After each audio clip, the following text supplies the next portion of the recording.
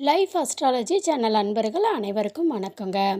நம்ம இன்னைக்கு இந்த பதிவில் பார்க்க போகிறது என்னென்னா, சனி பகவானோட உத்திரட்டாதி நட்சத்திரம் போகிறதுனால இந்த 3 ராசிக்காரவங்களுக்கு ஏப்ரல் 28 அன்னையில் இருந்து கடன் பிரச்சனை முடிவுக்கு வருங்க.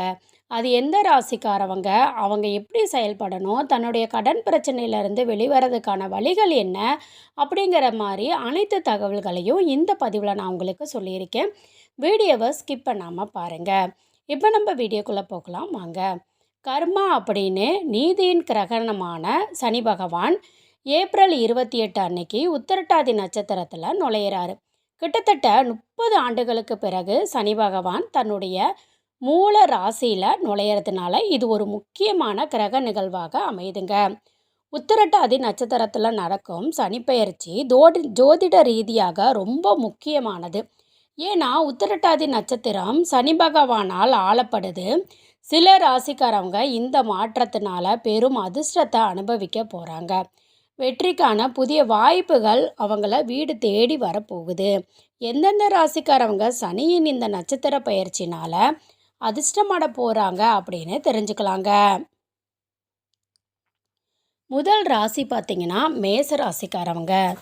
உத்திரட்டாதி நட்சத்திரத்தில் சனி பெயர்ச்சி மேச ராசிக்காரவங்களுக்கு பல நன்மைகளை அளிக்க போகுது. குறிப்பாக உங்களோட நிதி நிலைமையில் நல்ல முன்னேற்றத்தை அனுபவிக்க போகிறாங்க. சனி உங்கள் வருமானம் மற்றும் லாபஸ்தானத்திற்கு செல்வதனால உங்கள் பொருளாதார நிலையில் கணிசமான முன்னேற்றம் இருக்கும். வேலையில் இருக்கிறவங்களுக்கு இது மிகவும் சாதகமான காலகட்டமாக இருக்கும். வியாபாரிகள் தங்கள் வியாபாரத்தில் இப்போது பெரிய லாபத்தை சம்பாதிக்கலாம். இப்போது செய்யப்படும் முதலீடுகள் விதிவிலக்கான வருமானத்தை ஈட்டக்கூடும். உங்கள் செல்வம் அதிகரிக்கும் போது சமூகத்தில் உங்கள் அந்தஸ்தும் அதிகரிக்கும். உங்கள் குழந்தைகளிடமிருந்து நல்ல செய்திகளை பெறுவது உங்களுக்கு மகிழ்ச்சியையும் மன அமைதியையும் தருங்க. அடுத்த ராசிக்காரவங்க ரிஷப ராசிக்காரவங்க. சனியின் நட்சத்திர மாற்றம் உங்கள் வாழ்க்கையில் குறிப்பாக உங்கள் வேலையில் நல்ல முன்னேற்றத்தை கொடுக்கக்கூடியதாக இருக்குங்க. சனி ரிஷப ராசியில் செல்லும்போது உங்கள் கர்மஸ்தானத்தோட இணையுது. இது வெற்றிக்கான புதிய வழிகளாக திறக்கும். உத்திரட்டாதி நட்சத்திரத்திற்கு சனி பகவான் நகர்வதனால நீங்கள் சக ஊழியர்கள் இல்லைன்னா மேலதிகாரிகள் கிட்ட முழு ஆதரவையும் பெறலாங்க. இது உங்கள் வாழ்க்கையில் முன்னேற உதவுங்க. மாணவர்கள் கல்வியில் வெற்றி பெறுவதற்கான வாய்ப்புகள் அதிகம்.